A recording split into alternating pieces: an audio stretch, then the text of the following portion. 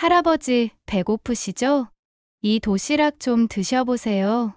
지하철역 앞 벤치에서 떨고 있던 노숙자 할아버지에게 자신의 유일한 끼니인 편의점 도시락을 내민 가난한 여대생이 있었습니다. 모두가 외면하던 그에게 다가간 유일한 사람이었죠. 파랗게 질린 입술, 초점 없는 텅 빈 눈을 가진 그를 보며 차마 외면할 수 없었던 것이었어요. 그때까지만 해도 이 여대생은 알 수 없었습니다. 이 노숙자 할아버지가 어떤 사람인지, 그리고 이 만남이 자신의 인생을 통째로 뒤바꾸어 놓을 거라는 사실을 말이죠. 사연 시작 전 구독과 좋아요를 눌러주시고 어디서 듣고 계신지 댓글 남겨주시면 그곳으로 행운이 가득 깃들기를 바라겠습니다. 이른 새벽 4시 반 서울 변두리의 한 작은 편의점에서 지아는 피곤에 찌든 얼굴로 계산대 앞에 서 있었어요. 23살 대학 졸업을 불과 2달 앞둔 그녀의 어깨는 축 늘어져 있었죠. 낮에는 학교에서 졸업 논문을 마무리하고 저녁부터 새벽까지는 이곳 편의점에서 일하는 생활이 벌써 1년째였습니다. 지아나, 수고했어. 점장이 마감 정산을 마치고 다가왔습니다. 40대 중반의 점장은 늘 그랬듯 폐기 도시락 몇 개를 비닐봉지에 담아 건넸어요. 하루 지난 건데 냉장고에 있던 거니까 괜찮을 거야. 집에 가서 데워 먹어. 감사합니다, 점장님. 지아는 고개를 숙였습니다. 폐기 도시락은 그녀에게 소중한 한 끼였어요. 월세방에서 혼자 사는 그녀에게 식비를 아낄 수 있는 유일한 방법이었죠. 편의점을 나선 지아는 추운 새벽 공기를 들이마셨습니다. 12월의 서울은 매서웠어요. 눈이 내리고 있었죠. 손에 든 비닐봉지가 차가운 바람에 바스락거렸어요. 그녀는 패딩 주머니에 손을 넣고 지하철역으로 발걸음을 옮겼습니다. 역까지는 걸어서 5분 거리였어요.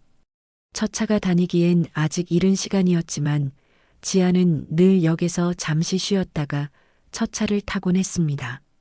집까지 걸어가기엔 너무 멀고 택시를 타기엔 돈이 아까웠으니까요. 지하철역 입구에 다다랐을 때 지안의 발걸음이 멈췄습니다. 역 앞 벤치에 누군가 웅크리고 앉아 있었어요. 새벽의 차가운 공기 속에서 몸을 떨고 있는 한 노인이었죠. 회색 코트는 어딘가에 쓰러졌었는지 흙과 먼지로 더러워져 있었고 한쪽 소매는 찢어져 있었습니다. 신고 있는 구두도 진흙투성이었어요. 노인의 얼굴은 추위에 새파랗게 질려 있었고 입술은 보랏빛을 띠고 있었어요. 지아는 망설였습니다. 그냥 지나쳐야 할까요? 아니면 도와드려야 할까요? 노인의 눈이 지안과 마주쳤습니다. 그 눈은 텅 비어 있었어요. 초점이 없는 마치 이 세상 사람이 아닌 것 같은 그런 눈빛이었죠. 어르신, 괜찮으세요? 지안이 조심스럽게 다가가 물었습니다. 노인은 입을 벙긋거렸지만 제대로 된 대답은 나오지 않았어요. 추워요. 겨우 내뱉은 말이었습니다. 목소리는 갈라져 있었고 몸은 심하게 떨고 있었죠. 지아는 주머니에서 핸드폰을 꺼내 시간을 확인했습니다. 새벽 5시, 아직 첫 차까지는 1시간이 남아 있었어요. 이 추운 날씨에 1시간을 더 밖에서 보내면 저 노인은 정말 위험할 것 같았습니다. 그녀는 손에 든 비닐봉지를 내려다봤어요. 따뜻하게 데워 먹으려고 했던 도시락들이 들어 있었죠. 잠시 망설이던 지아는 봉지를 열고 도시락 하나를 꺼냈습니다. 어르신, 이거 드세요. 노인은 멍한 눈으로 도시락을 바라봤습니다. 이거 조금 지난 거지만 냉장돼 있어서 괜찮아요. 저도 먹으려던 거예요. 지아는 최대한 부드럽게 말했어요. 도시락이 폐기된 것이라는 사실이 노인의 자존심을 상하게 할까봐 일부러 그렇게 말한 거였죠. 노인의 손이 떨렸습니다. 추위 때문인지 감동 때문인지 알 수 없었어요. 거칠고 주름진 손으로 도시락을 받아드는 모습이 지안의 마음을 아프게 했습니다. 고마워요. 노인이 겨우 말했습니다. 그 목소리에는 진심이 담겨 있었어요. 지안은 벤치 옆에 잠시 앉았습니다. 노인이 도시락을 제대로 들고 있는지 확인하고 싶었거든요. 떨리는 손으로 도시락 뚜껑을 여는 노인을 보며 지안은 문득 고향에 계신 아버지가 생각났습니다. 작년 겨울 농사일을 하다가 허리를 다치신 아버지는 지금도 시골에서 요양 중이었어요. 어머니가 곁에서 간호하고 계셨지만 딸로서 아무것도 해드릴 수 없다는 사실이 늘 마음에 걸렸죠. 어르신, 가족은 없으세요? 지안이 조심스럽게 물었습니다. 노인은 도시락을 먹다가 멈췄어요. 그리고는 고개를 갸우뚱거렸습니다. 가족이요? 마치 그 단어의 의미를 모르는 것처럼 어리둥절한 표정이었어요. 네, 가족이요. 아내분이나 자녀분들. 노인은 한참을 생각하더니 고개를 저었습니다. 잘 모르겠어요. 그 말에 지안의 가슴이 먹먹해졌습니다. 기억을 잃으신 걸까요? 아니면 정말 혼자이신 걸까요? 첫차 시간이 가까워지자 지안은 일어났습니다. 어르신, 저는 이만 가봐야 해요. 몸 조심하세요. 노인은 고개를 끄덕였습니다. 도시락을 꼭 껴안은 채로요. 지하철을 타고 집으로 돌아가는 내내 지안은 그 노인의 모습이 머릿속에서 떠나지 않았어요. 텅 빈 눈빛, 떨리는 손, 그리고 가족이 누군지도 모르겠다는 그 말이 계속 맴돌았죠. 원룸 현관문을 열고 들어간 지안은 신발도 벗지 않은 채 핸드폰을 꺼냈습니다. 화면에는 엄마라는 글자가 떴어요. 전화벨이 울리고 이내 반가운 목소리가 들렸습니다. 우리 딸, 일 끝났니? 피곤하지? 엄마, 나 방금 집에 왔어요. 지안은 패딩을 벗으며 말했어요. 그런데 엄마, 나 오늘 길에서 할아버지를 도와드렸어요. 추운 데서 떨고 계셔서 도시락 하나 드렸어요. 어머, 그랬구나. 우리 딸 참 착하네. 어머니의 목소리에 따뜻함이 묻어났습니다. 아빠 생각이 나서 그냥 못 지나쳤어요. 혹시 저 노인도 누군가의 아버지일 텐데. 그래, 잘했어. 내가 도와드린 거 하늘이 다 알아. 복 받을 거야. 아빠는 좀 어떠세요? 지안이 조심스럽게 물었습니다. 많이 좋아지셨어. 너 걱정 많이 하셔. 저도 보고 싶은데. 이번 주말엔 꼭 내려갈게요. 아니야, 면접 준비하느라 바쁠 텐데. 우리는 괜찮으니까 너는 내 일에만 집중해. 어머니는 늘 그렇게 말씀하셨어요. 딸에게 짐이 되고 싶지 않으셨던 거죠. 근데 너무 무리하지 말고 건강 잘 챙기고. 밥은 제때 먹고 다니니? 네, 엄마. 걱정 마세요. 통화를 마친 지아는 침대에 몸을 눕혔습니다. 천장을 바라보며 생각했어요. 오늘 만난 그 노인은 지금 어디에 계실까요? 따뜻한 곳을 찾으셨을까요? 도시락은 맛있게 드셨을까요? 창밖으로 동이 트기 시작했습니다. 서울의 아침이 밝아오고 있었어요. 지아는 눈을 감았습니다. 오전 수업에 가려면 적어도 2시간은 자야 했으니까요. 하지만 잠은 쉽게 오지 않았습니다. 머릿속엔 계속 그 노인의 모습이 아른거렸어요. 그렇게 피곤한 하루가 끝나고 또 다른 하루가 시작되려 하고 있었습니다. 대학생 이지안의 팍팍하지만 따뜻한 마음을 품은 일상이 계속되고 있었어요. 아침 7시 알람 소리에 지안은 간신히 눈을 떴습니다. 어젯밤 새벽에 도시락을 건넨 노인의 모습이 아직도 머릿속에 맴돌았어요. 겨우 2시간을 잔 탓에 온몸이 천근만근이었지만 오늘도 멈출 수 없었죠. 대학교까지는 지하철로 1시간. 흔들리는 차 안에서 지아는 졸업 논문을 다시 읽었습니다. 교수님, 안녕하세요. 연구실 문을 두드리며 지안이 인사했습니다. 50대의 지도교수는 안경 너머로 그녀를 바라봤어요. 교수님은 천천히 논문을 넘기며 읽었어요. 지안은 조마조마한 마음으로 기다렸죠. 이 논문이 통과되어야 졸업이 가능했으니까요. 많이 좋아졌네. 그런데 지안아, 얼굴이 많이 안 좋아 보이는구나.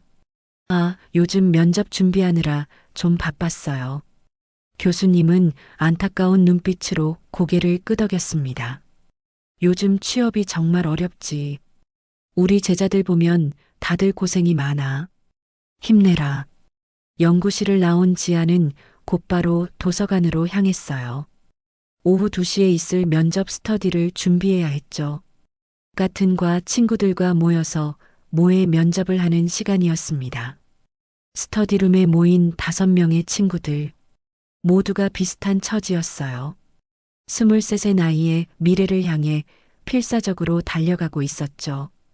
자, 그럼 시작할게요. 본인을 간단히 소개해 주세요. 친구가 긴장한 표정으로 대답하기 시작했습니다. 서로가 서로에게 거울이 되어주는 시간이었죠. 4시가 되자 스터디가 끝났습니다. 지아는 서둘러 가방을 챙겼어요. 야, 우리 커피라도 한잔하고 가자. 미안, 나 알바 가야 돼. 친구들의 아쉬운 눈빛을 뒤로하고 지아는 편의점으로 향했습니다. 대학가에서 편의점까지는 버스로 30분. 창밖으로 스쳐가는 풍경을 보며 그녀는 핸드폰을 확인했어요. 메일함에 새로운 알림이 떴습니다. 떨리는 손으로 열어봤지만 또다시 불합격 통지였어요. 귀하의 역량은 충분하나 이번에는 더 읽을 필요도 없었죠. 이제는 실망도 하지 않았어요. 편의점에 도착한 지아는 유니폼으로 갈아입었습니다. 저녁 시간대가 시작되면서 손님들이 몰려들기 시작했어요. 밤 9시 잠깐의 휴식 시간에 지아는 의자에 앉아 한숨을 내쉬었습니다. 창밖을 보니 먹구름이 몰려오고 있었어요. 곧 비가 올 것 같았죠. 핸드폰이 울렸습니다. 집주인 아주머니였어요. 지아나, 이번 달 월세 언제 줄 수 있니? 죄송해요, 아주머니. 다음 주에 알바비 받으면 바로 드릴게요. 그래, 알았어. 근데 다음 달부터는 꼭 제때 줘야 해. 전화를 끊고 지아는 눈을 감았습니다. 월세, 전기세, 핸드폰 요금. 머릿속으로 계산해봐도 답이 안 나왔어요. 다음 달엔 괜찮을 거야. 얼른 취업하면. 혼잣말로 위로해봤지만 막막함은 사라지지 않았습니다. 자정이 가까워오자 비가 내리기 시작했어요. 처음엔 보슬비였지만 점점 굵어졌죠. 빗소리가 편의점 유리창을 두드렸습니다. 편의점은 한산했습니다. 비 오는 밤엔 손님이 뜸했어요. 지아는 졸린 눈을 비비며 재고 정리를 했죠. 새벽 4시 지아는 편의점 문을 잠그고 밖으로 나왔습니다.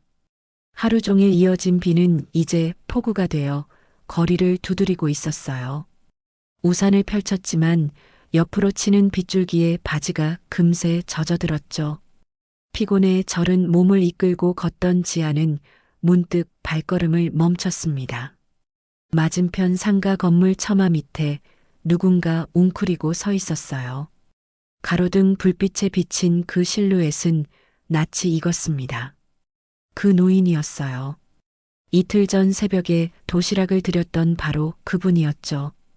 회색 코트는 빗물에 흠뻑 젖어 무겁게 축 늘어져 있었고 백발의 머리에서는 빗물이 뚝뚝 떨어지고 있었습니다. 노인은 처마 아래 좁은 공간에서 몸을 최대한 움츠린 채 떨고 있었어요. 마치 버려진 강아지처럼 초라해 보였죠. 지안의 가슴이 먹먹해졌습니다. 이 추운 날씨에 이 비를 맞으며 밤을 지새우다니 도대체 어떤 사연이 있기에 이렇게 거리를 헤매고 계신 걸까요? 그녀는 우산을 들고 천천히 다가갔습니다. 빗소리가 워낙 커서인지 노인은 지안이 다가오는 것도 눈치채지 못했어요. 어르신, 지안이 조심스럽게 불렀습니다. 노인이 고개를 들었어요. 빗물인지 눈물인지 모를 것들이 주름진 얼굴을 타고 흘러내리고 있었죠.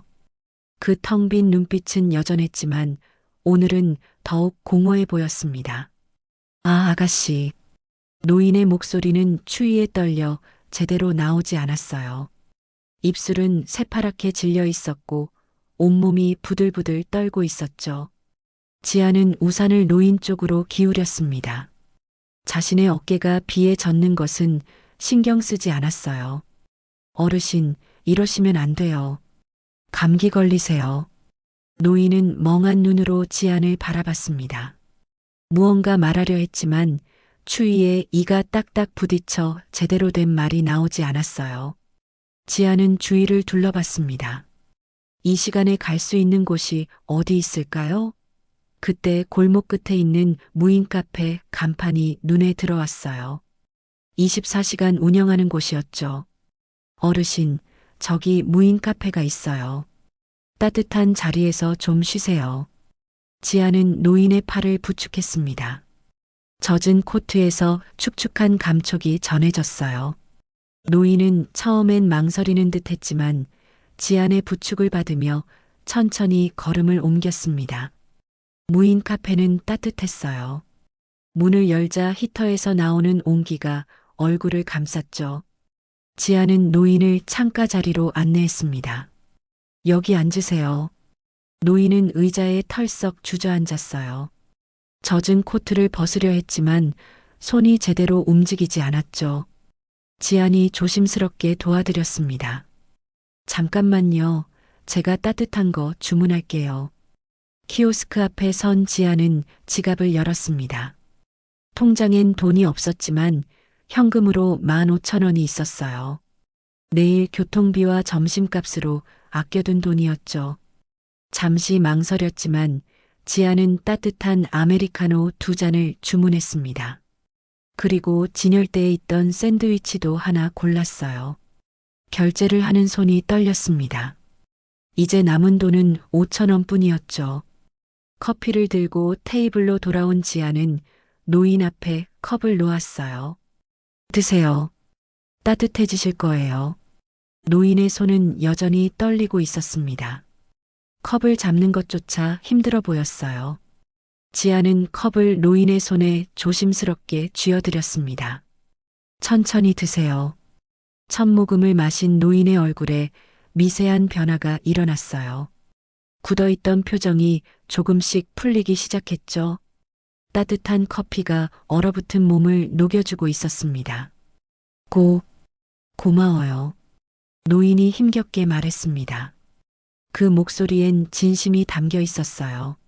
지아는 샌드위치를 노인 앞으로 밀었습니다. 이것도 드세요. 배고프실 텐데. 노인은 떨리는 손으로 샌드위치를 들었어요. 한 입 베어 물자 눈물이 주르륵 흘러내렸습니다. 왜 우는지 본인도 모르는 것 같았어요. 지안의 마음이 아팠습니다. 저 노인도 한때는 누군가의 아들이었고 아버지였고 남편이었을 텐데 지금은 왜 이렇게 혼자 거리를 헤매고 계신 걸까요? 어르신, 집이 어디세요? 가족분들이 걱정하실 텐데. 노인은 고개를 갸웃거렸습니다. 마치 가족이라는 단어가 낯선 것처럼요. 집이요? 잘 모르겠어요. 지아는 한숨을 삼켰습니다. 기억을 잃으신 건 확실해 보였어요. 치매이신 걸까요? 아니면 충격적인 일을 겪으신 걸까요? 창밖으론 여전히 비가 쏟아지고 있었습니다. 무인 카페 안은 고요했어요. 커피 머신 소리와 빗소리만이 공간을 채우고 있었죠. 지아는 시계를 봤습니다. 새벽 4시 반이 넘었어요. 몇 시간 뒤면 학교에 가야 했지만 노인을 이렇게 두고 갈 수는 없었습니다. 어르신, 비가 그칠 때까지 여기 계세요. 제가 우산 하나 더 사다 드릴게요. 지안이 일어서려 하자 노인이 떨리는 손으로 그녀의 소매를 잡았어요. 고마워요. 정말 고마워요. 노인은 힘겹게 고개를 숙였습니다. 그 모습에 지안의 눈시울이 뜨거워졌어요.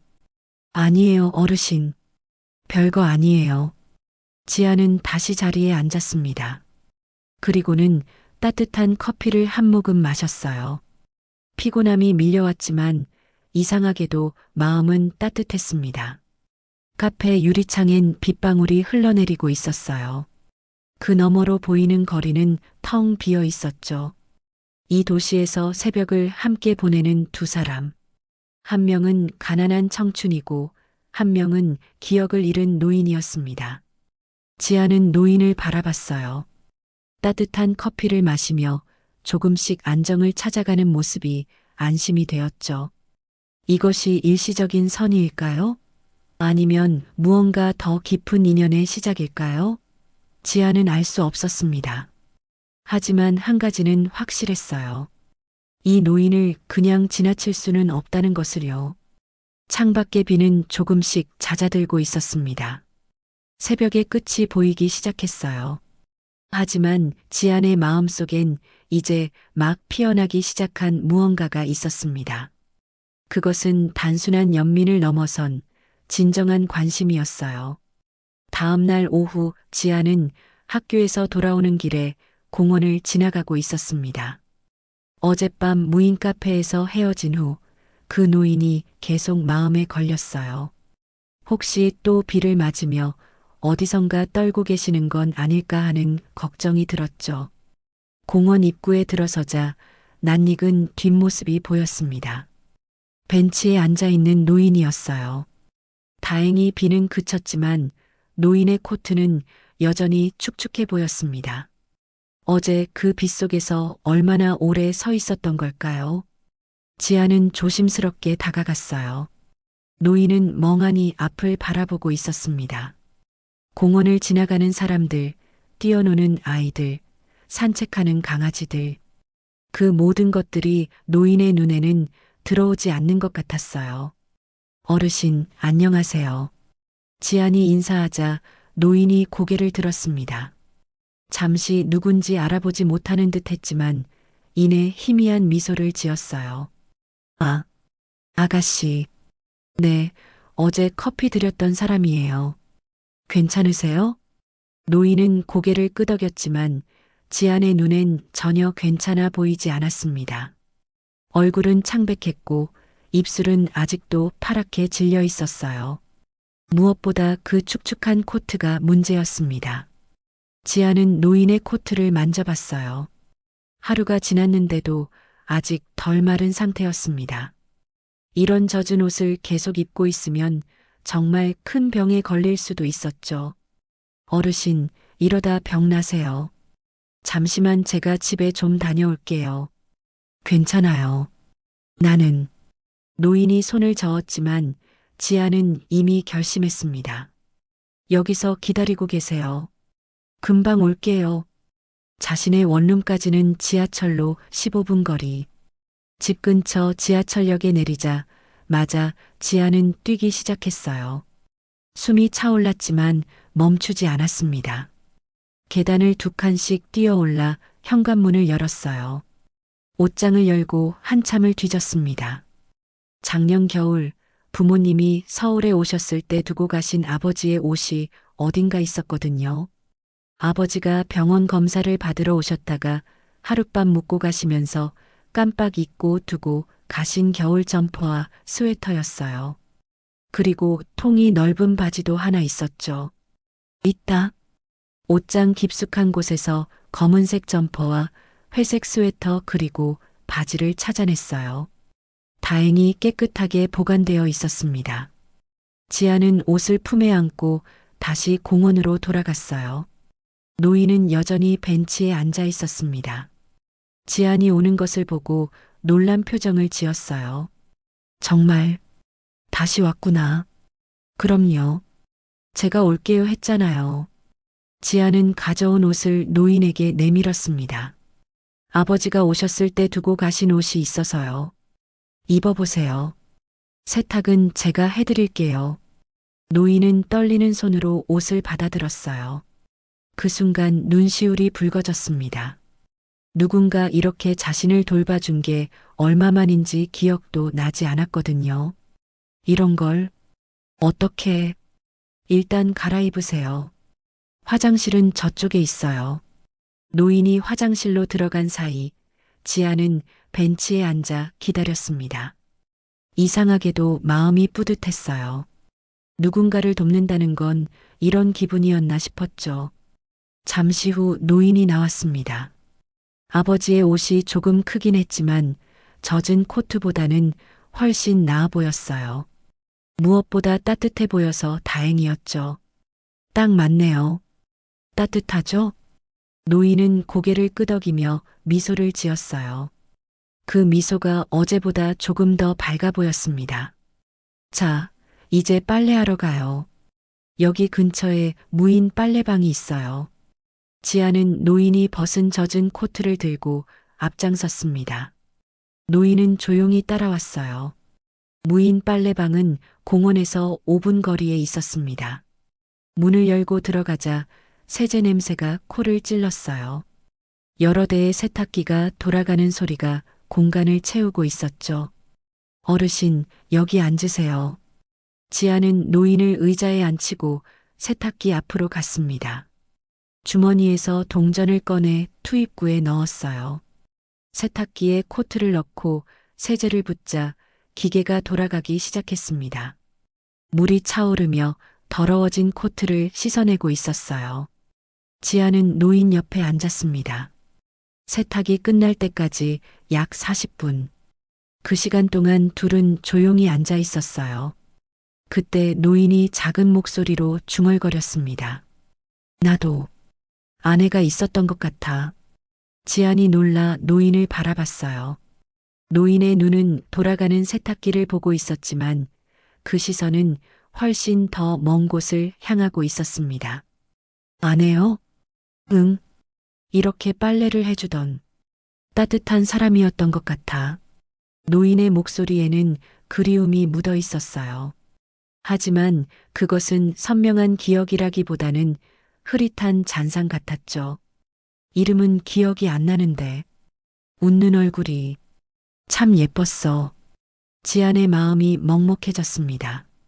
사랑했던 사람의 이름조차 기억하지 못한다니 그 상실감이 얼마나 클까요? 분명 어디선가 기다리고 계실 거예요. 지안이 위로하듯 말했지만 노인은 고개를 저었어요. 아니야. 떠났어. 먼저 떠났어. 그 말에 지아는 더 이상 아무 말도 할 수 없었습니다. 아내를 잃은 슬픔, 그리고 그 기억마저 잃어가는 고통.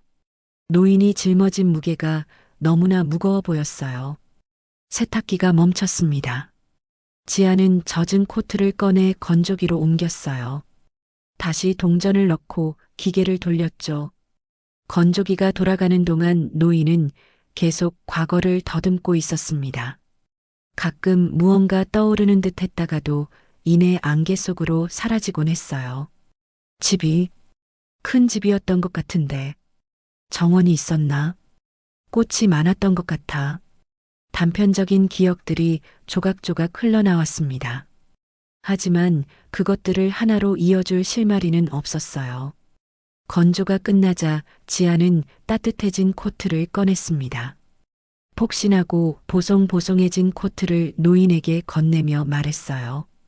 자, 이제 깨끗해졌어요. 따뜻할 거예요. 노인은 코트를 받아들고 한참을 바라봤습니다. 그리고는 천천히 입었어요. 따뜻한 코트가 몸을 감싸자 노인의 얼굴에 안도감이 번졌죠. 고마워. 정말 고마워. 빨래방을 나온 두 사람은 다시 공원으로 향했습니다. 해가 기울기 시작했고 공원엔 저녁 산책을 나온 사람들이 하나둘 늘어나고 있었어요. 어르신, 오늘은 어디서 주무실 거예요? 지안이 조심스럽게 물었습니다. 노인은 잠시 생각하다가 고개를 저었어요. 몰라. 그냥 어디든. 그 대답에 지안은 가슴이 아팠습니다. 하지만 자신이 할 수 있는 일에는 한계가 있었어요. 당장 자신도 월세를 내기 힘든 처지였으니까요. 그럼 조심하세요. 추우면 따뜻한 곳으로 가세요. 지안이 돌아서려 하자 노인이 다시 말했습니다. 아가씨, 정말 고마워. 이런 친절을 받은 게 얼마만인지. 지안은 미소를 지으며 손을 흔들었어요. 그리고 집으로 향했습니다. 원룸에 돌아온 지안은 침대에 털썩 주저앉았어요. 오늘 하루도 정신없이 바빴습니다. 학교, 도서관, 그리고 노인을 돌보는 일까지. 피곤했지만 이상하게도 마음은 따뜻했어요. 핸드폰을 꺼내 어머니에게 전화를 걸었습니다. 신호음이 울리다가 반가운 목소리가 들렸어요. 우리 딸, 오늘도 수고했지? 엄마, 나 오늘 그 노인분께 아빠 옷을 드렸어. 지안이 오늘 있었던 일을 이야기하자 어머니는 잠시 말이 없었어요. 예전에 엄마 아빠 오셨을 때 두고 가셨더라고. 가족이 있으신 것 같은데 못 찾고 계신 건 아닐까? 그랬구나. 그런데 너는 괜찮아? 엄마가 못 도와줘서 미안해. 어머니의 목소리에 걱정이 묻어났습니다. 딸이 혼자서 고생하는 게 늘 마음에 걸렸거든요. 응, 난 괜찮으니까 걱정하지 말아요. 나 꼭 취직해서 엄마랑 아빠 편하게 해줄게. 계속 면접 보고 있으니까 걱정 마요. 그래, 우리 딸. 너무 무리하지 말고.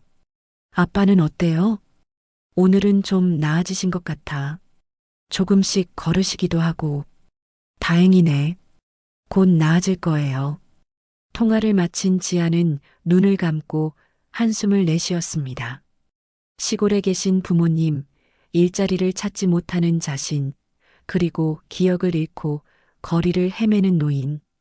모두가 각자의 무게를 짊어지고 살아가고 있었어요. 하지만 그 무게 속에서도 따뜻함은 있었습니다. 노인을 도우며 느낀 뿌듯함, 어머니의 걱정 어린 목소리, 그리고 누군가의 아버지였을 그 노인의 희미한 기억들.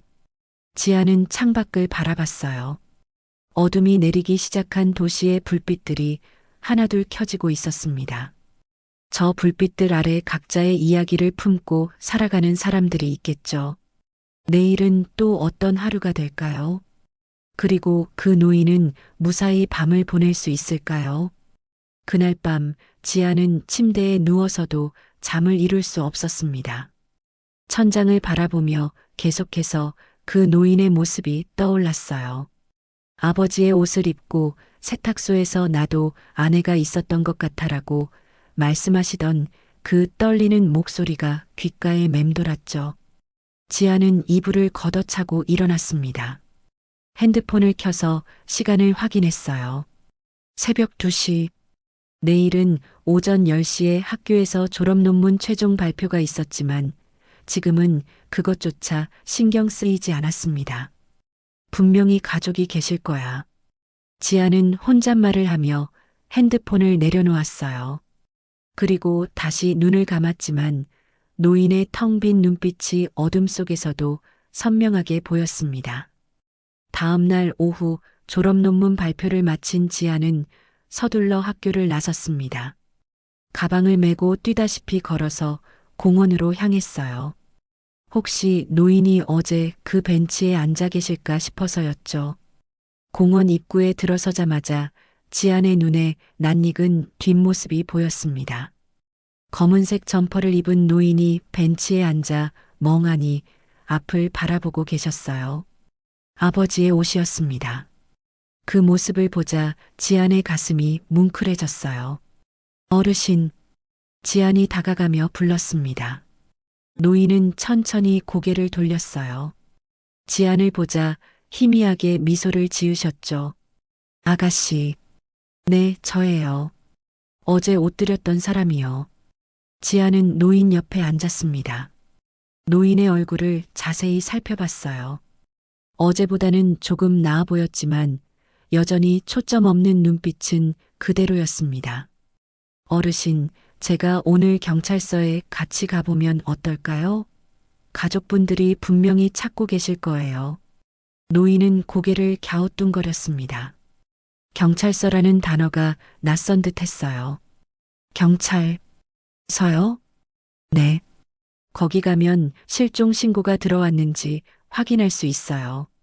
어르신 가족분들이 찾고 계실 수도 있잖아요. 노인은 잠시 생각하다가 천천히 고개를 끄덕였습니다. 지아는 노인의 팔을 부축하며 일어섰어요. 다행히 공원에서 가까운 곳에 파출소가 있었습니다. 15분쯤 걸어서 파출소에 도착했어요. 문을 열고 들어서자 젊은 경찰관 한 명이 책상에 앉아 서류를 보고 있었습니다. 안녕하세요. 지안이 인사하자 경찰관이 고개를 들었어요. 네, 무슨 일이세요? 저기, 이분이 기억을 잃으신 것 같아서요. 혹시 실종 신고가 들어온 게 있는지 확인해 주실 수 있을까요? 경찰관은 노인을 바라봤습니다. 그리고 일어나서 가까이 다가왔어요. 어르신, 성함이 어떻게 되세요? 노인은 입을 벙긋거렸지만 대답이 나오지 않았습니다. 한참을 생각하시더니 고개를 저으셨어요. 모르겠어요. 경찰관은 지안을 바라보며 물었습니다. 언제부터 이러셨어요? 정확히는 모르겠어요.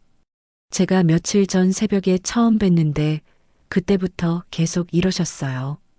집도 어딘지 모르시고 가족도 기억 못하시고. 경찰관은 고개를 끄덕이며 컴퓨터 앞에 앉았습니다. 키보드를 두드리며 화면을 확인했어요. 지아는 떨리는 마음으로 기다렸죠. 제발 실종 신고가 들어와 있기를 바랐습니다. 몇 분이 지났을까요? 경찰관이 고개를 저으며 말했습니다. 최근 일주일 내에 들어온 노인 실종 신고는 없네요. 지안의 얼굴이 굳어졌습니다. 그럼 어떻게 해야 하죠? 경찰관은 난처한 표정을 지었어요. 일단 이분을 보호소로 모시는 게 좋을 것 같습니다. 거기서 신원 확인 절차를 거치면 소? 노인이 그 단어를 천천히 따라 말했습니다. 목소리가 떨리고 있었어요. 마치 그 단어가 무언가 두려운 것처럼요. 지아는 노인을 바라봤습니다. 노인의 눈에는 혼란과 불안이 가득했어요. 어디론가 끌려가는 것 같은 두려움이 그 눈빛에서 느껴졌습니다. 잠깐만요. 지안이 경찰관을 말렸습니다. 보호소 말고 다른 방법은 없을까요? 이분이 너무 불안해하시는 것 같아서. 경찰관은 미안한 듯 고개를 저었어요. 글쎄요. 신원을 확인할 방법이 없으면 저희도 어쩔 수 없어서요. 보호소에서 공고를 내고 기다려보는 수밖에는. 지안의 눈시울이 붉어졌습니다. 가슴이 답답하고 막막했어요. 저 노인을 그냥 보호소로 보내야 한다는 게 견딜 수 없었죠. 조금만 더 시간을 주시면 안 될까요? 제가 직접 찾아볼게요. 경찰관은 난처한 표정으로 지안을 바라봤습니다. 그런데 학생분이 어떻게 찾으시려고요? SNS에 올려볼게요. 요즘은 그렇게 해서 가족 찾는 경우도 많잖아요. 제발 일주일만 시간을 주세요. 경찰관은 잠시 고민하다가 한숨을 쉬었어요. 알겠습니다.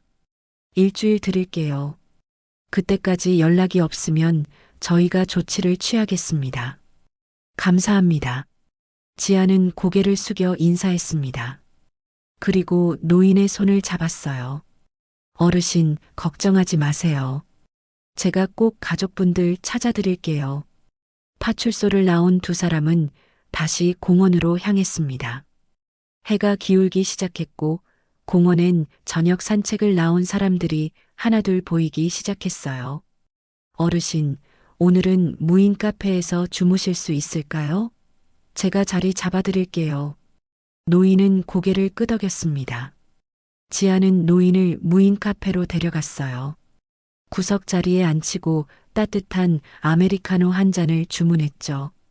지갑에 남은 돈이 별로 없었지만 지금은 그런 게 중요하지 않았습니다. 여기서 편하게 계세요. 제가 내일 다시 올게요. 고마워요. 노인의 목소리에는 진심이 담겨 있었어요. 지아는 미소를 지으며 카페를 나섰습니다. 집으로 돌아가는 지하철 안에서 지아는 핸드폰을 꺼냈습니다. SNS 앱을 열고 카메라 앨범을 확인했어요. 오늘 찍어둔 노인의 사진이 있었죠. 공원 벤치에 앉아 계신 모습이었습니다.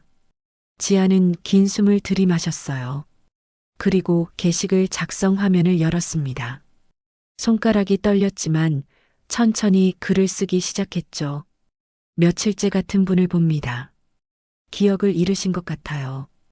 글을 쓰는 동안 지안의 눈에서 눈물이 흘러내렸습니다. 노인의 텅 빈 눈빛이 떠올랐어요. 가족의 이름도 집이 어딘지도 자신이 누구인지도 기억하지 못하는 그분의 모습이요. 혹시 이분을 아시는 분이 계시면 꼭 연락 주세요. 지아는 계속해서 글을 이어갔습니다. 마지막 문장을 쓸 때쯤엔 눈물로 화면이 흐려졌어요. 추운 겨울, 누군가의 가족이 이곳에서 기다리고 있을지도 몰라요. 손가락이 떨렸습니다. 업로드 버튼을 누르려다가 잠시 멈췄어요. 이게 정말 효과가 있을까요? 이렇게 막연한 방법으로 가족을 찾을 수 있을까요? 하지만 지금으로선 이 방법밖에 없었습니다. 지아는 눈을 감고 작은 소리로 중얼거렸어요. 제발, 제발 이 글을 보시는 분 중에 아시는 분이 계시길. 그리고 업로드 버튼을 눌렀습니다. 화면에 게시글이 올라갔어요. 지아는 한동안 그 화면을 바라봤습니다. 지하철에서 내려 집까지 걸어가는 동안에도 계속 핸드폰을 확인했어요. 아직 댓글이나 연락은 없었죠. 당연했습니다. 올린 지 겨우 10분밖에 안 됐으니까요. 원룸 현관문을 열고 들어간 지아는 신발도 제대로 벗지 않은 채 침대에 털썩 주저앉았습니다. 온몸에 피로가 밀려왔어요. 오늘 하루가 너무나 길게 느껴졌죠. 핸드폰이 울렸습니다. 엄마였어요. 지아는 전화를 받았습니다. 엄마, 우리 딸 오늘 발표 잘했니? 어머니의 다정한 목소리가 들렸어요. 지아는 그제야 오늘이 졸업 논문 발표 날이었다는 걸 떠올렸습니다. 응, 잘했어. 목소리가 왜 그러니? 무슨 일 있어? 아니야, 괜찮아. 그냥 좀 피곤해서. 지아는 오늘 있었던 일을 이야기했어요. 노인과 경찰서에 갔던 것, 실종 신고가 없었던 것, 그리고 SNS에 글을 올렸다는 것까지요. 너 정말 착하다, 우리 딸. 그런데 너무 무리하지는 마. 내 건강도 챙겨야지. 알아, 엄마. 근데 그냥 못 지나치겠더라. 계속 아빠 생각이 나서.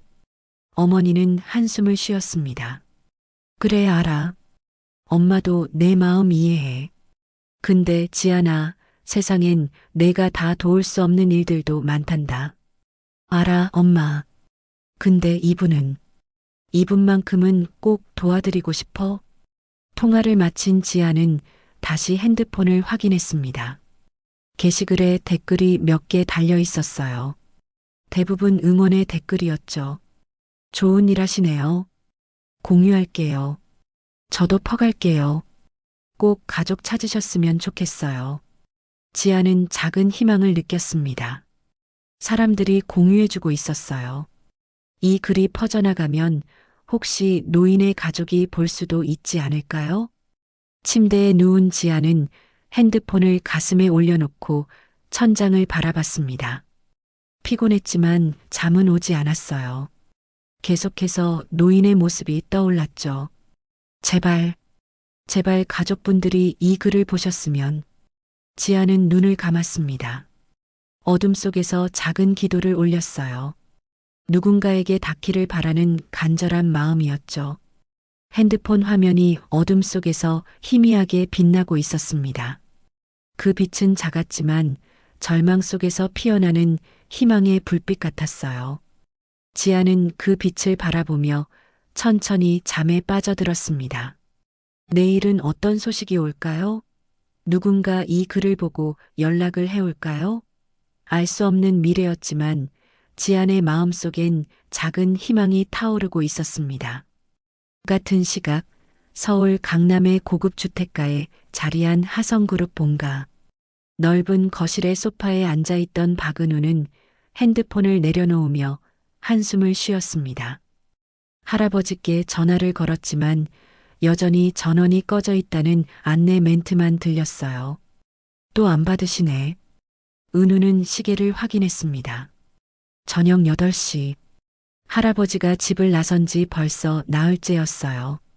바로 그때 계단에서 발소리가 들렸습니다. 은우의 아버지인 박진수 부회장과 어머니가 함께 내려오고 있었어요. 두 분의 얼굴에는 걱정이 가득했죠. 은우야, 할아버지한테 연락됐니? 아버지가 다급하게 물었습니다. 은우는 고개를 저었어요. 아니요, 아버지. 아직도 전화가 안 돼요. 어머니가 소파에 앉으며 말했습니다. 며칠 전에 혼자 묘소에 다녀오신다고 하셨잖아요. 그때 이상하다 싶었어요. 보통은 우리 중 누군가랑 같이 가시는데 아버지는 창밖을 바라보며 입술을 깨물었습니다. 그때 제가 말렸어야 했는데 혼자 가시겠다고 하셔서 나이도 있으신데 왜 혼자 가시려는 건지 은우가 일어서며 말했습니다. 제가 내일 아침 일찍 묘소 쪽으로 가볼게요. 혹시 근처 어디선가 머물고 계실 수도 있잖아요. 어머니가 고개를 끄덕였어요.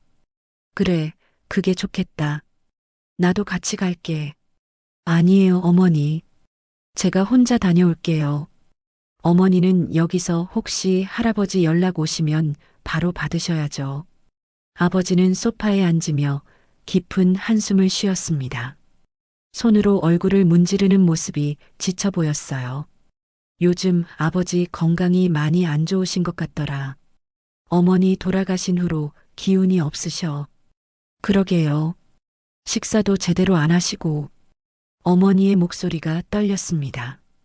할머니가 돌아가신 지 이제 2달밖에 안 됐어요. 그 충격이 할아버지께 너무 컸던 거죠. 은우는 다시 소파에 앉았습니다. 걱정이 되어 잠도 제대로 못 잤어요. 할아버지는 은우에게 단순한 할아버지 이상이었습니다. 어린 시절부터 은우를 각별히 아껴주셨고 회사 일도 직접 가르쳐 주셨죠. 할아버지, 어디 계신 거예요? 은우는 작은 소리로 중얼거렸습니다. 시간은 계속 흘러갔지만 할아버지로부터는 아무런 연락도 없었어요. 밤 10시가 넘어서자 아버지가 일어섰습니다. 일단 오늘은 자고 내일 아침에 움직이자. 은우야, 너도 일찍 자. 네, 아버지. 하지만 은우는 잠을 잘 수가 없었습니다. 방으로 올라가서도 침대에 누워 천장만 바라봤어요. 할아버지의 얼굴이 계속 떠올랐죠. 새벽까지 뒤척이던 은우는 핸드폰을 집어들었습니다. 창밖으로는 동이 트고 있었죠. 은우는 무심코 SNS를 열었어요. 피드를 내리다가 어떤 게시글이 눈에 들어왔죠. 며칠째 같은 분을 봅니다. 기억을 잃으신 것 같아요. 은우는 무심코 그 글을 클릭했습니다. 그리고 사진을 보는 순간 온몸이 얼어붙었어요. 이게 뭐지? 사진 속의 노인. 검은색 점퍼를 입고 공원 벤치에 앉아 있는 그 모습. 은우의 손이 떨렸습니다. 다시 한번 사진을 확대해서 봤어요. 틀림없었습니다. 할아버지, 할아버지잖아. 은우는 벌떡 일어나 방문을 열고 복도로 뛰어나갔습니다. 계단을 뛰어내려가며 소리쳤어요.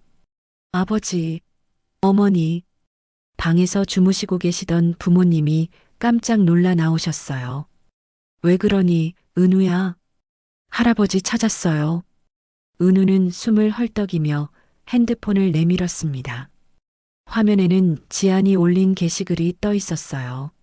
아버지가 핸드폰을 받아들고 사진을 봤습니다. 그리고 눈이 커졌어요. 이게 아버지시잖아. 어머니도 옆에서 화면을 보더니 손으로 입을 막았습니다. 어머, 정말 정말 아버님이세요.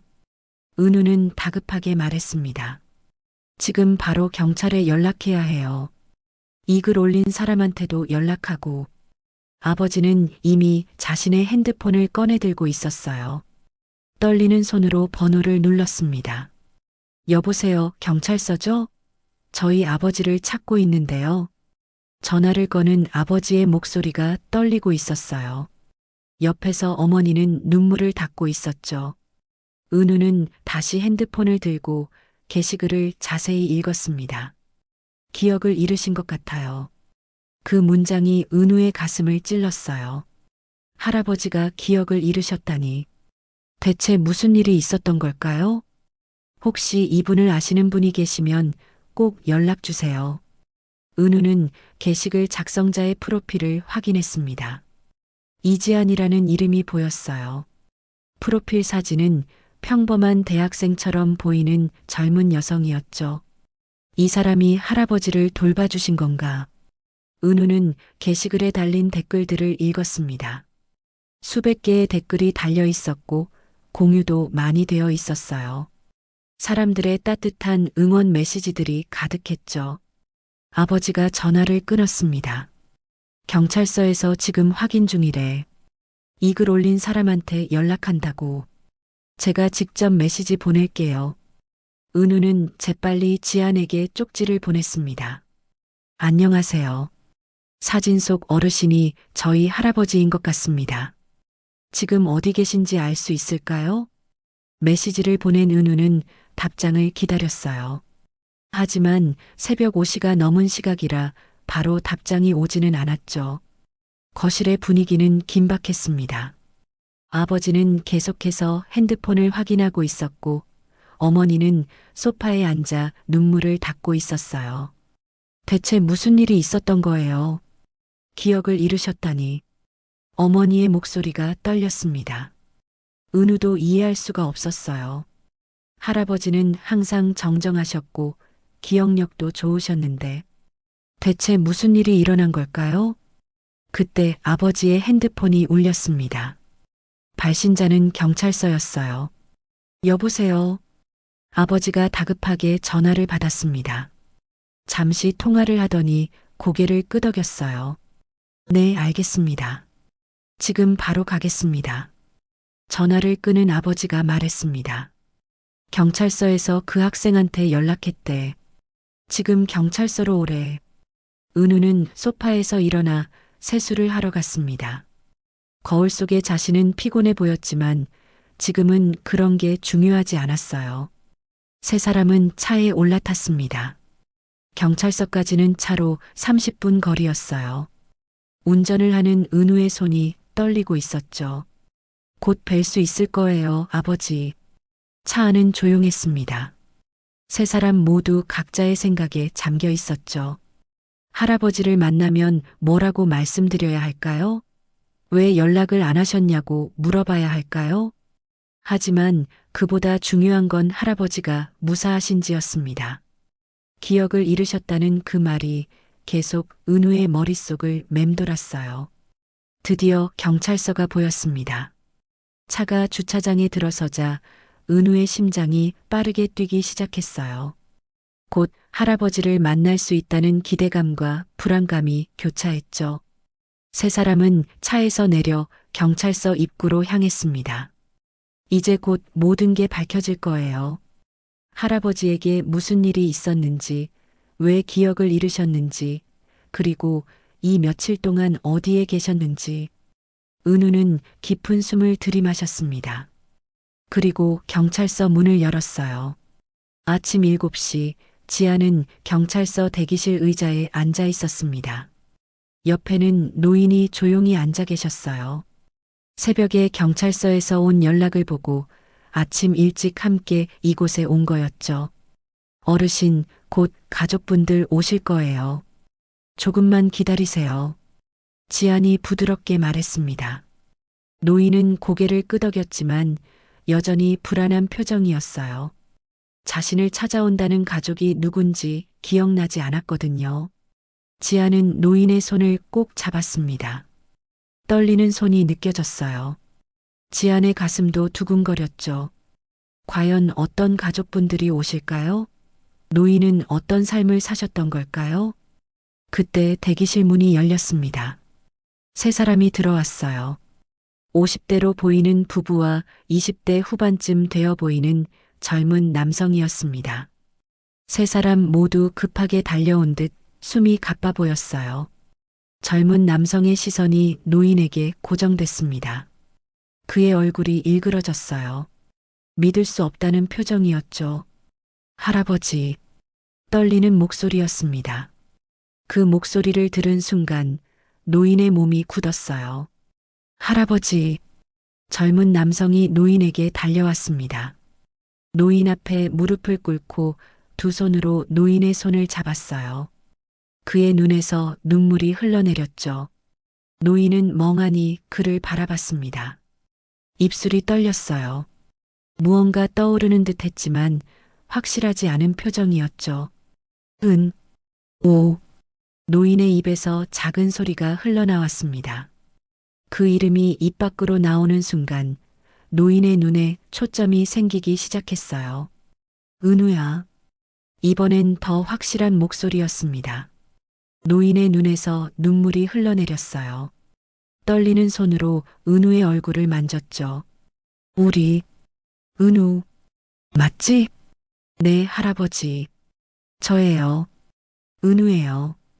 은우는 흐느끼며 할아버지의 손을 꼭 붙들었습니다. 뒤에 서 있던 부부도 다가왔어요. 50대 남성이 떨리는 목소리로 말했습니다. 아버지.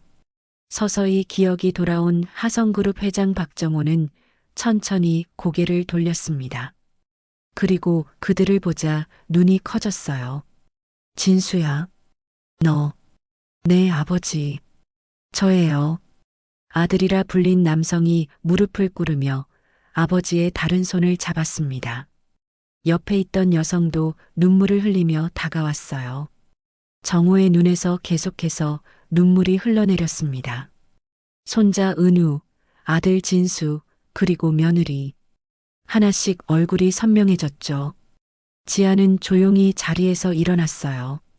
이 순간은 가족끼리만 있어야 할 것 같았거든요. 경찰관이 다가와 작은 목소리로 말했습니다. 저쪽 상담실로 가시죠. 거기가 더 편하실 겁니다. 가족들은 정호를 부축해서 상담실로 들어갔습니다. 지안도 경찰관의 안내를 받아 함께 들어갔어요. 증인으로서 경위를 설명해야 했거든요. 상담실 소파에 앉은 정호는 두 손으로 얼굴을 감쌌습니다. 기억이 조각조각 돌아오고 있었어요. 은우가 조심스럽게 물었어요. 할아버지, 무슨 일이 있었던 거예요? 왜 연락이 안 됐어요? 정호는 천천히 고개를 들었습니다. 눈빛이 흔들렸어요. 묘소에. 당신 묘소에 가려고 했어. 그 말에 가족들의 표정이 어두워졌습니다. 당신은 2달 전에 돌아가신 할머니를 뜻하는 거였죠. 정호의 머릿속에 그날의 기억이 떠올랐습니다. 1달 전 병원 진료실. 의사는 차분하지만 무거운 목소리로 말했었죠. 치매 초기 증상입니다. 지금부터 관리를 잘하셔야 합니다. 정호는 그 말을 듣고 한동안 말이 없었습니다. 아내가 떠난 지 1달. 이제 자신의 기억마저 떠나가고 있었어요. 병원을 나와 집으로 돌아오는 길, 정호는 창밖만 바라봤습니다. 평생 일궈온 하성그룹, 사랑하는 가족들, 그 모든 것들이 서서히 희미해질 거라는 생각에 가슴이 무너져 내렸죠. 며칠 후, 집 거실에서 아들 부부가 조심스럽게 말을 꺼냈습니다. 아버님, 요즘 건강이 많이 안 좋으신 것 같아요. 이제 회사 경영에서 물러나시는 게 어떨까요? 아들의 목소리는 걱정으로 가득했어요. 하지만 정호에게는 그 말이 칼처럼 가슴에 꽂혔습니다. 정호는 대답하지 않았어요. 다만 고개만 끄덕였죠. 아들 부부는 정호의 건강을 걱정해서 한 말이었지만 정호는 그날 밤 잠을 이루지 못했습니다. 아내도 떠나고 평생 이룬 회사도 이제 놓아야 하는 걸까요? 자신의 인생이 막을 내리는 것 같았어요. 며칠 동안 깊은 고민에 빠져 있던 정호는 결심했습니다. 마지막으로 아내에게 가서 마음을 정리하고 오기로요. 며칠간 마음을 정리하고 오겠네. 아무도 따라오지 마라. 나 혼자 다녀오마. 가족들은 걱정스러운 표정이었지만 정호의 단호한 말에 더 이상 말리지 못했습니다. 그날 새벽 정호는 조용히 집을 나섰습니다. 아내의 묘소가 있는 시골로 가기 위해 기차역으로 향했어요. 시골은 그룹이 소유한 땅이 있는 곳이었고 그곳에 아내를 모셨었죠. 새벽 공기는 매서웠습니다. 영하의 날씨에 바람까지 차가웠어요. 정호는 코트깃을 세우며 기차역으로 걸어갔죠. 기차역에 거의 다 왔을 때였습니다. 갑자기 머리가 어지러웠어요. 추운 실외에서 따뜻한 역사 안으로 들어가는 순간 급격한 온도 변화가 몸을 덮쳤죠. 으윽! 정호는 비틀거렸습니다. 시야가 흐려졌어요. 심장이 빠르게 뛰었고 숨이 가빠졌습니다. 누가 말이 제대로 나오지 않았습니다. 정호는 역사 입구 근처 벤치에 겨우 몸을 기댔어요. 그리고 정신을 잃었죠. 얼마나 지났을까요?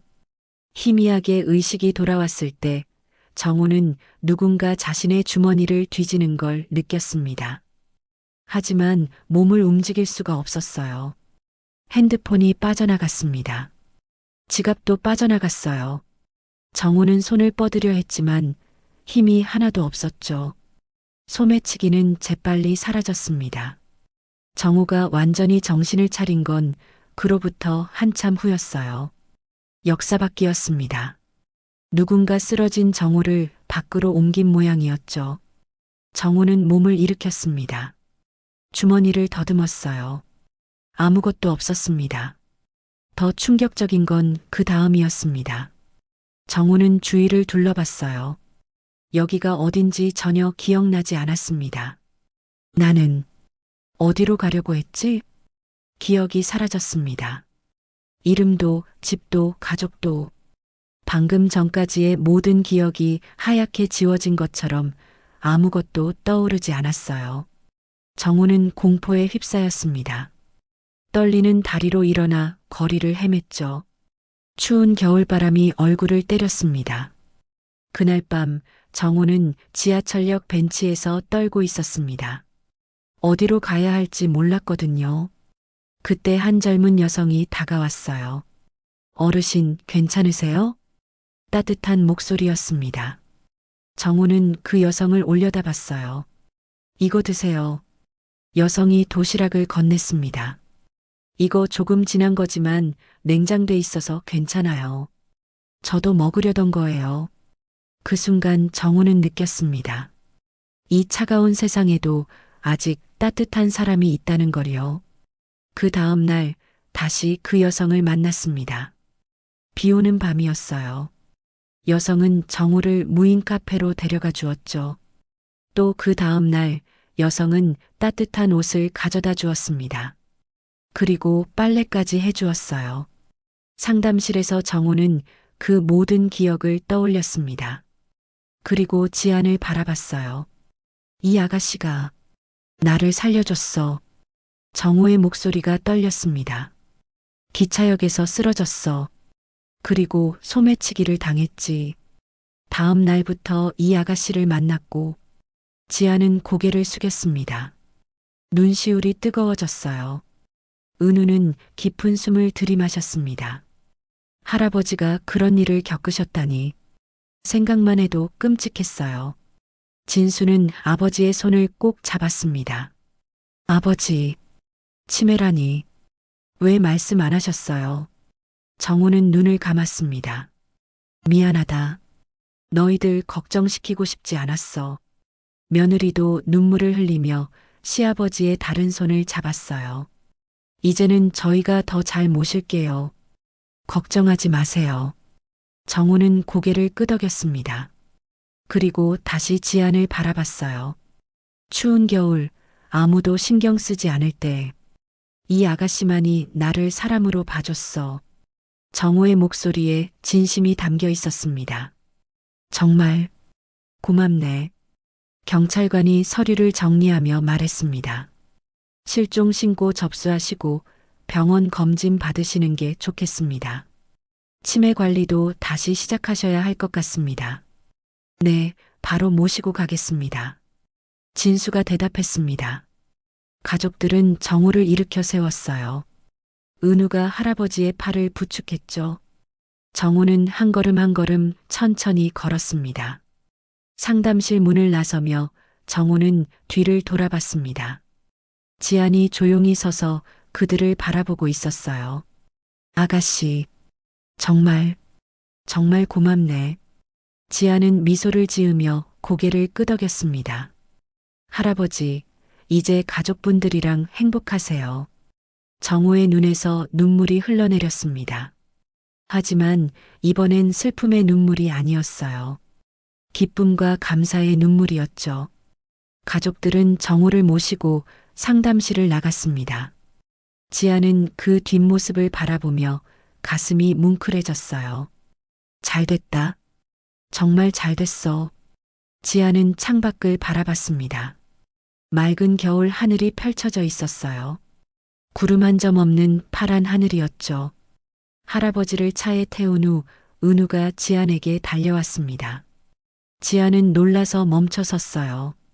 저기, 은우는 숨을 고르며 말했습니다. 꼭 살해하겠습니다. 정말 감사합니다. 은우의 목소리는 진심으로 가득했어요. 지아는 고개를 저으며 미소를 지었습니다. 아니에요. 저는 해야 할 일을 했을 뿐이에요. 아니에요. 요즘 같은 세상에서 이렇게 남을 돌봐주시는 분이. 은우의 말이 끊어졌습니다. 지안의 맑은 눈빛을 보자 할 말을 잃었어요. 지안은 여전히 미소를 띤 채 말했습니다. 할아버지가 가족분들 만나신 것만으로도 충분해요. 그게 제가 바랐던 거예요. 그 말을 남기고 지안은 돌아섰습니다. 경찰서 입구를 지나 거리로 걸어갔어요. 뒷모습이 점점 멀어졌죠. 은우는 그 자리에 서서 지안의 뒷모습을 바라봤습니다. 묘한 감정이 가슴속에 일었어요. 저 사람, 대체 뭐지? 요즘 세상에 저렇게 순수하게 남을 도울 수 있는 사람이 있다니. 대가도 바라지 않고 감사 인사도 사양하고. 은우는 지금껏 그런 사람을 본 적이 없었습니다. 은우야, 빨리 와. 차 안에서 아버지가 불렀습니다. 은우는 고개를 돌려 차로 향했어요. 하지만 한 번 더 뒤를 돌아봤죠. 지안의 모습은 이미 모퉁이를 돌아보이지 않았습니다. 은우는 차에 올라타며 생각했어요. 다시 만날 수 있을까? 하지만 연락처도 모르고 이름도 제대로 물어보지 못했습니다. 그저 SNS에서 본 이지안이라는 이름만 기억날 뿐이었어요. 차가 출발했습니다.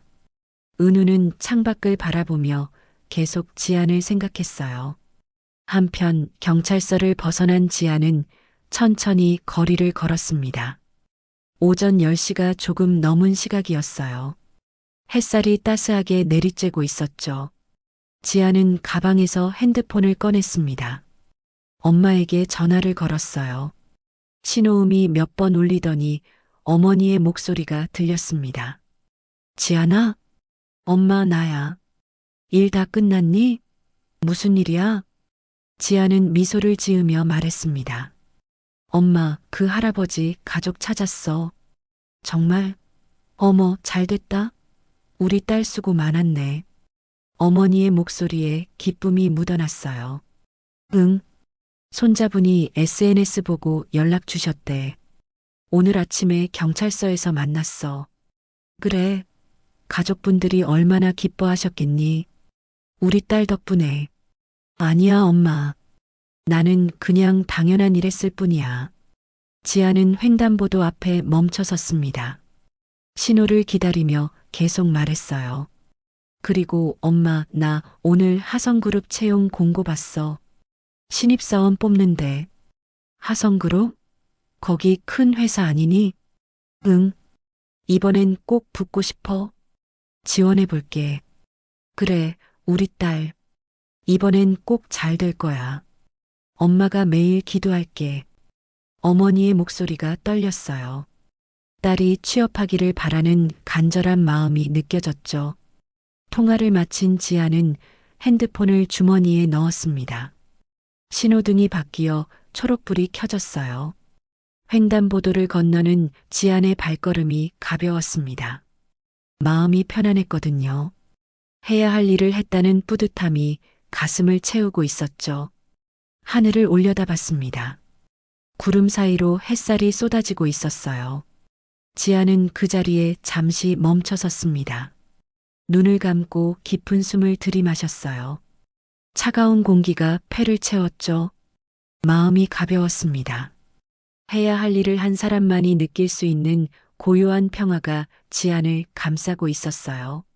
지난 며칠이 주마등처럼 스쳐갔습니다. 새벽 편의점 앞에서 만난 노인, 비 오는 날 무인 카페, 아버지의 옷을 건네던 순간, SNS에 글을 올리던 밤, 그리고 오늘 아침 경찰서에서의 재회. 모든 것이 꿈 같았어요. 하지만 분명한 현실이었죠.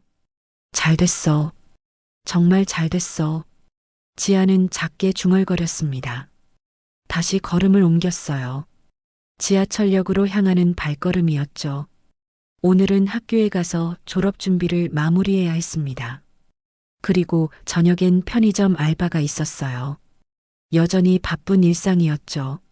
하지만 지안의 마음속엔 작은 희망이 싹트고 있었습니다.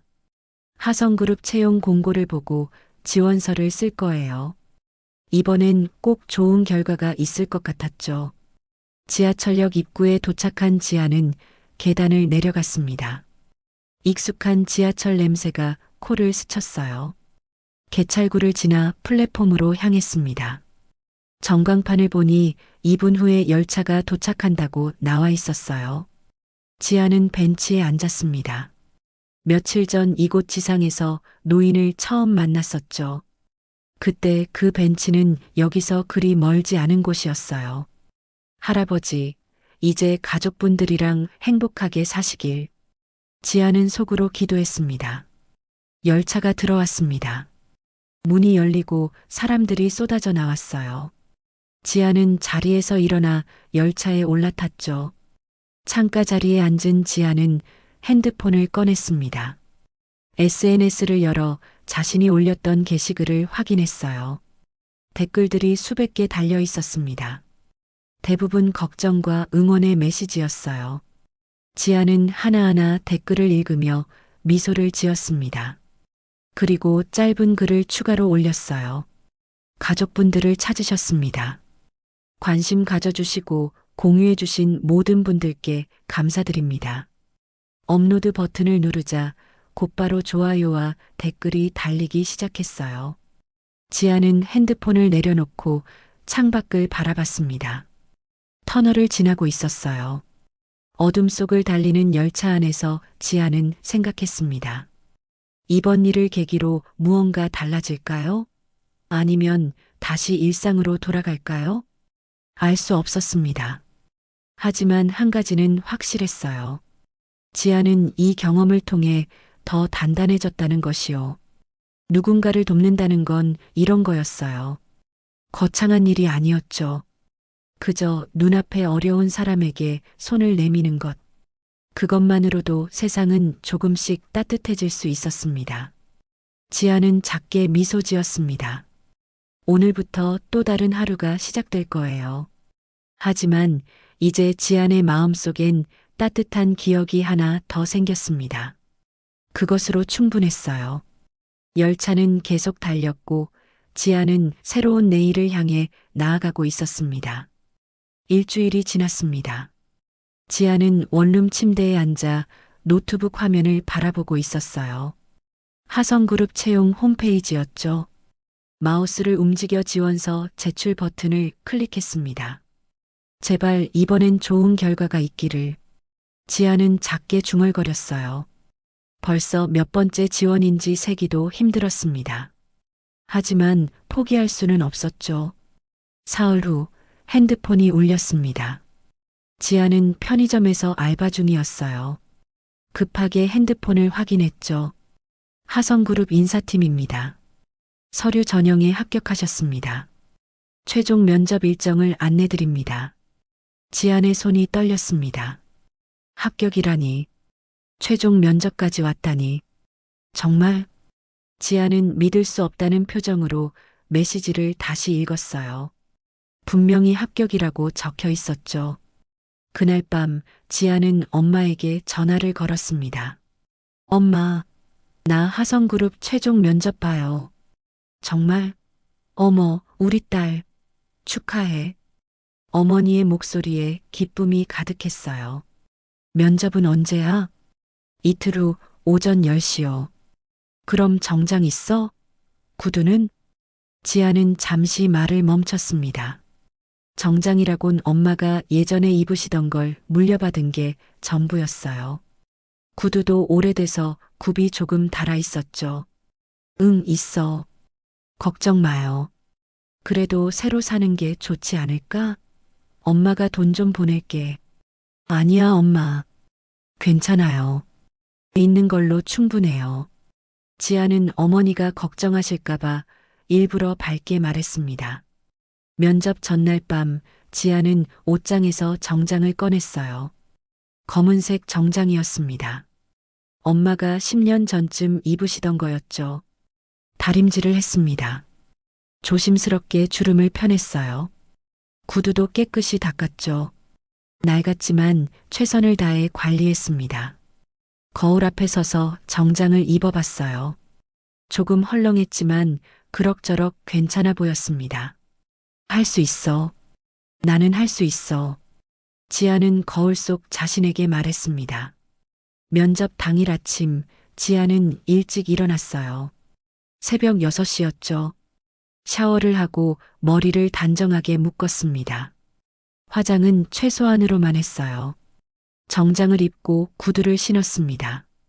가방을 챙기고 현관문을 나섰어요. 지하철을 탔습니다. 출근 시간대라 사람들로 붐볐어요. 지아는 손잡이를 꼭 잡고 흔들리는 차 안에서 균형을 잡았죠. 긴장하지 마. 침착하게 대답하면 돼. 지아는 속으로 면접 준비를 했습니다. 예상 질문들을 머릿속으로 되새겼어요. 1시간 후 하성그룹 본사 앞에 도착했습니다. 지아는 고개를 들어 건물을 올려다봤어요. 유리로 된 고층 빌딩이 하늘을 찌를 듯 높이 솟아 있었습니다. 와, 입구로 들어섰습니다. 로비가 웅장했어요. 대리석 바닥이 반짝거렸고 높은 천장에는 샹들리에가 걸려 있었죠. 지아는 주눅이 들었습니다. 나 같은 사람이 여기서 일할 수 있을까?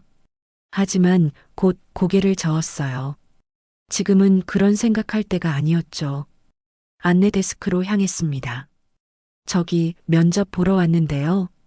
신입사원 면접이세요? 이름 말씀해 주세요. 이지안입니다. 직원이 컴퓨터를 확인하더니 미소를 지었어요. 확인됐습니다. 15층 면접실로 올라가시면 돼요. 엘리베이터는 저쪽입니다. 감사합니다. 지아는 고개를 숙여 인사하고 엘리베이터로 향했습니다. 다른 면접자들도 몇 명 보였어요. 모두 긴장한 표정이었죠. 엘리베이터를 타고 15층에 도착했습니다. 문이 열리자 신입사원 면접이라는 안내판이 보였어요. 신입사원 면접은 이쪽으로 오세요. 안내 직원이 웃으며 손짓했습니다. 지아는 따라 걸었어요. 대기실에 들어섰습니다. 의자가 여러 개 놓여 있었고 이미 몇 명이 앉아서 기다리고 있었어요. 지안도 빈자리에 앉았죠. 손이 떨렸습니다. 무릎 위에 올린 손을 꼭 쥐었어요. 괜찮아. 잘할 수 있어. 시간이 흘렀습니다. 한 명씩 이름이 불리며 면접실로 들어갔어요. 나올 때마다 표정이 제각각이었죠. 어떤 사람은 밝게 웃었고 어떤 사람은 고개를 떨구고 있었습니다. 이지안님, 드디어 지안의 이름이 불렸습니다. 지안은 자리에서 일어났어요. 깊은 숨을 들이마셨죠. 이쪽으로 오세요. 직원의 안내를 받아 복도를 걸었습니다. 면접실 문 앞에 섰어요. 들어가세요. 감사합니다. 지안은 문손잡이를 잡았습니다. 한 번 더 깊게 숨을 들이마셨어요. 그리고 문을 열었죠. 면접실은 넓었습니다. 긴 테이블 앞에 3명의 면접관이 앉아 있었어요. 지안은 문을 닫고 앞으로 걸어갔습니다. 그리고 인사를 하려고 고개를 들었어요. 그 순간 지안의 눈이 커졌습니다. 가운데 앉아 있는 사람.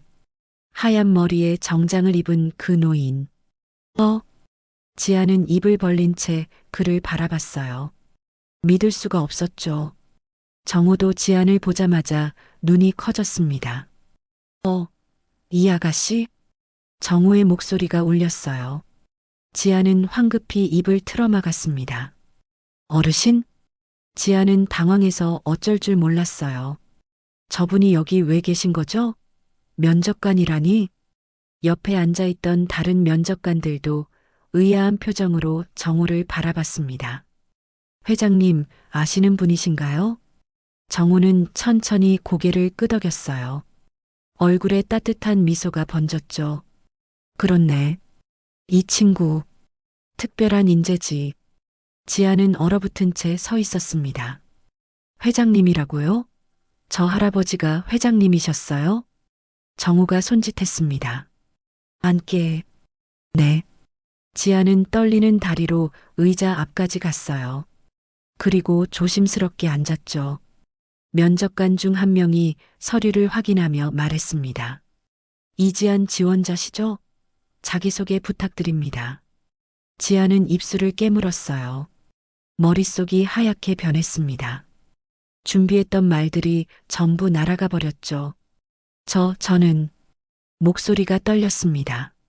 지아는 잠시 눈을 감고 깊게 숨을 들이마셨어요.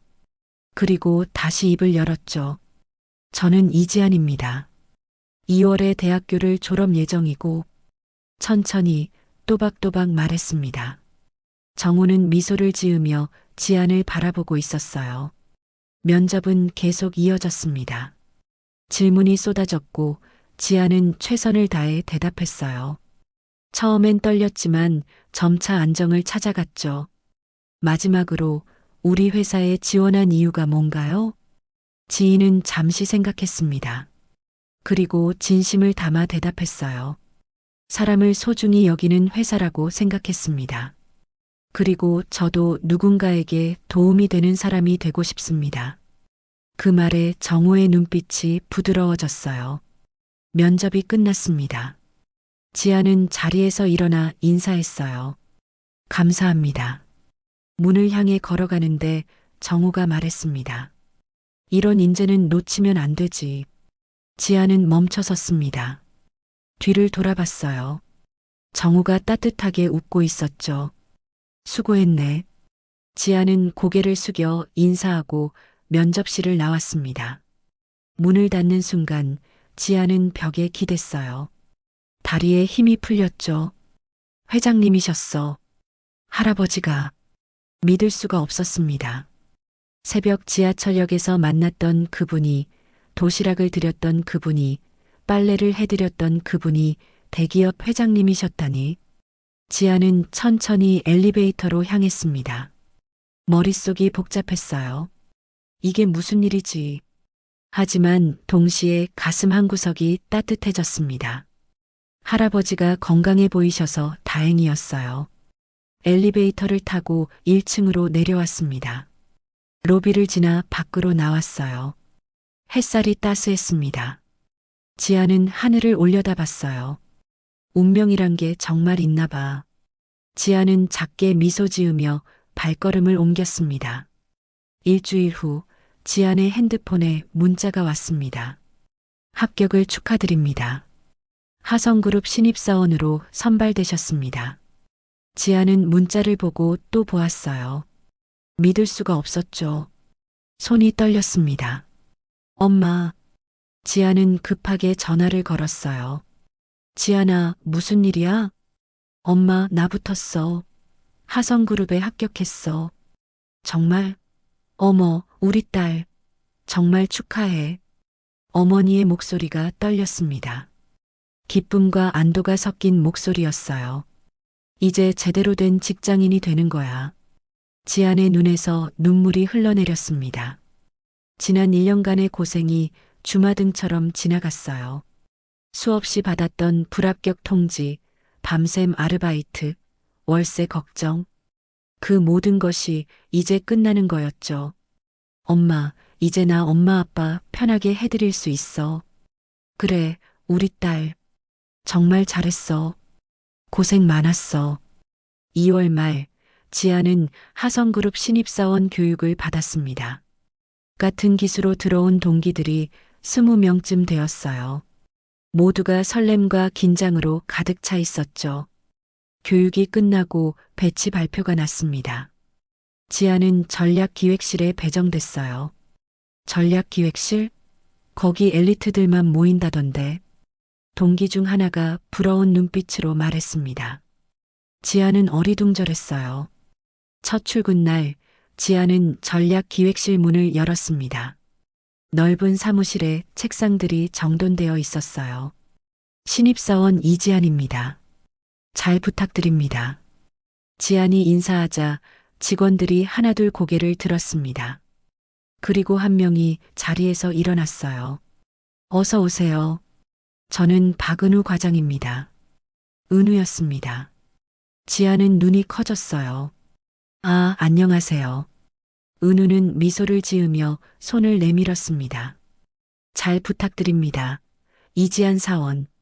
그렇게 두 사람의 인연이 다시 시작됐습니다. 처음 몇 주는 어색했어요. 지안은 은우가 회장님의 손자라는 걸 알고 있었고, 은우도 지안이 할아버지를 구해준 사람이라는 걸 알고 있었죠. 하지만 회사에서는 그저 상사와 부하 직원이었습니다. 업무는 쉽지 않았습니다. 지아는 밤늦게까지 남아서 일했어요. 하지만 불평하지 않았죠.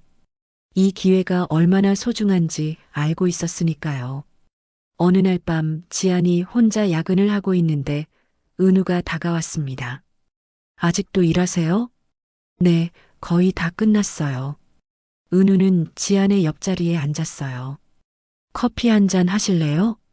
네, 감사합니다. 자판기 앞에서 커피를 뽑으며 은우가 조심스럽게 말했습니다. 저기 그때 정말 감사했어요. 할아버지 구해주셔서. 지아는 고개를 저었어요. 아니에요. 저는 당연한 일을 했을 뿐이에요. 당연한 일이라고요? 은우가 되물었습니다. 요즘 세상에 그렇게 할 수 있는 사람이 얼마나 될까요? 대가도 바라지 않고 진심으로. 지아는 잠시 생각하다가 말했습니다. 제가 만약 그 할아버지였다면 누군가 저를 도와주길 바랐을 것 같아요. 그래서 했을 뿐이에요. 그 말에 은우는 아무 말도 하지 못했습니다. 다만 지안을 바라볼 뿐이었죠. 시간이 흘렀습니다. 봄이 왔고 여름이 지나갔어요. 지안은 점점 업무에 익숙해졌습니다. 은우는 지안을 꼼꼼히 가르쳐 주었죠. 어느 날 팀회식 자리에서 선배 하나가 물었습니다. 은우 과장님, 결혼은 언제 하실 거예요? 은우는 잠시 지안을 보다가 웃으며 대답했어요. 글쎄요. 좋은 사람 있으면. 그날 밤 회식이 끝나고 지안과 은우는 함께 걸었습니다. 회사 근처 공원이었어요. 지안 씨, 은우가 멈춰 섰습니다. 지안도 걸음을 멈췄어요. 네. 은우는 깊은 숨을 들이마셨습니다. 지안 씨가 좋습니다. 지안의 눈이 커졌어요. 은우는 계속 말했죠. 처음 할아버지를 찾았을 때부터 그랬던 것 같아요. 은우의 목소리가 떨렸습니다. 저와 사귀어 주시겠어요? 지아는 한동안 말이 없었어요. 그러다 천천히 입을 열었죠. 네. 그렇게 두 사람은 연인이 됐습니다. 시간이 흘러 지아는 회사에서 인정받는 직원이 됐어요. 은우와의 관계도 깊어졌죠. 두 사람은 주말마다 데이트를 했고 서로의 꿈과 미래를 이야기했습니다. 어느 주말 은우가 지안에게 말했어요. 우리 집에 한번 오실래요? 할아버지가 보고 싶어 하세요. 지안은 긴장했지만 고개를 끄덕였습니다. 하성그룹 본가는 웅장했어요. 지안은 긴장한 채 은우를 따라 거실로 들어갔죠. 정우가 소파에 앉아 있었습니다. 지안을 보자 얼굴이 환해졌어요. 아, 우리 은인이 왔구나. 회장님 안녕하세요. 지안은 깊이 인사했습니다. 정우는 자리에서 일어나 지안의 손을 꼭 잡았어요. 그동안 잘 지냈나? 네, 덕분에 잘 지냈습니다. 우리 은우가 회사에서 잘 챙겨주던가? 정우가 장난스럽게 물었습니다. 지안은 얼굴이 빨개졌어요. 네, 정말 잘 가르쳐 주세요. 식사가 끝나고 정우가 지안을 정원으로 불렀습니다. 은우 녀석이 자네를 많이 좋아하더구만. 지안은 고개를 숙였어요. 저도 은우 씨를 좋아합니다. 정우는 만족스럽게 웃었습니다. 좋은 인연이야. 자네 같은 마음 따뜻한 사람이 우리 집안에 들어온다면 더할 나위 없지. 그로부터 6개월 후 은우는 지안의 부모님을 찾아뵈었습니다. 시골집은 소박했어요. 은우는 정중하게 인사했죠. 안녕하세요. 저는 박은우라고 합니다. 지안의 아버지는 아직 완전히 회복되지 않았지만 지팡이를 짚고 일어나 은우를 맞았어요. 어서 오게. 우리 딸 잘 부탁하네. 어머니는 은우를 보며 눈물을 흘렸습니다. 우리 딸이 좋은 사람을 만났네. 식사 자리에서 은우는 진심을 담아 말했습니다. 지안 씨를 정말 사랑합니다. 평생 행복하게 해드리겠습니다. 지안의 아버지는 고개를 끄덕였어요. 우리 딸이 고생이 많았네. 잘 부탁하네. 이듬해 봄 두 사람은 결혼식을 올렸습니다. 작은 예식장이었지만 따뜻함으로 가득했어요. 지안은 순백의 드레스를 입고 있었고 은우는 턱시도 차림이었죠. 정우는 가장 앞자리에 앉아 흐뭇하게 웃고 있었습니다. 옆에는 아들 부부가 함께였어요. 지안의 부모님도 자리에 계셨습니다. 어머니는 계속 눈물을 닦고 있었죠. 신부 입장하겠습니다. 음악이 흐르고 지안이 아버지의 팔에 기대어 걸어왔습니다. 아버지는 지팡이를 짚고 천천히 걸었어요. 딸의 손을 꼭 잡고 있었죠. 버질로드를 걷는 지안의 눈에서 눈물이 흘렀습니다. 지난 모든 순간들이 떠올랐어요. 편의점 알바, 불합격 통지, 새벽 지하철역에서 만난 할아버지, 그리고 지금 이 순간. 은우는 지안을 보며 환하게 웃고 있었습니다. 신랑 신부에게 평생 함께하겠다는 서약을 받겠습니다. 네. 두 사람은 서로를 바라보며 대답했어요. 박수가 터져 나왔습니다. 정우는 손수건으로 눈물을 닦았어요. 피로 연장해서 정우는 마이크를 잡았습니다. 오늘 이렇게 좋은 자리에 와주신 모든 분들께 감사드립니다. 정우의 목소리가 울렸어요. 저는 작년 겨울 기억을 잃고 거리를 헤맸습니다. 그때 한 젊은 여성이 저를 구해줬죠. 사람들이 조용히 귀를 기울였습니다. 그 여성이 바로 오늘의 신부입니다. 지안이가 아니었다면 저는 지금 이 자리에 없었을 겁니다. 정우는 지안을 바라봤어요. 세상이 차갑다고들 하지만 저는 그날 알았습니다. 세상이 아직 따뜻하다는 걸. 그리고 그걸 저 아이가 알려줬습니다. 박수가 쏟아졌습니다. 지안은 눈물을 닦으며 정우에게 고개를 숙였어요. 그해 가을 정우는 중대 발표를 했습니다. 이제 회사 경영에서 물러나려 합니다. 임원회의실에서 정우가 말했어요. 박진수 부회장에게 모든 것을 맡기겠습니다.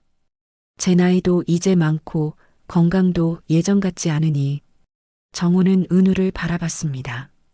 박은우 과장도 박진수 부회장을 잘 보좌하거라. 네, 회장님. 정우는 은퇴 후 시골로 내려가기로 했습니다. 아내의 묘소가 있는 그곳으로요. 이제 당신 곁에 가서 조용히 지내고 싶네. 정우는 아내의 사진을 보며 중얼거렸습니다. 시골집은 작았지만 평화로웠어요.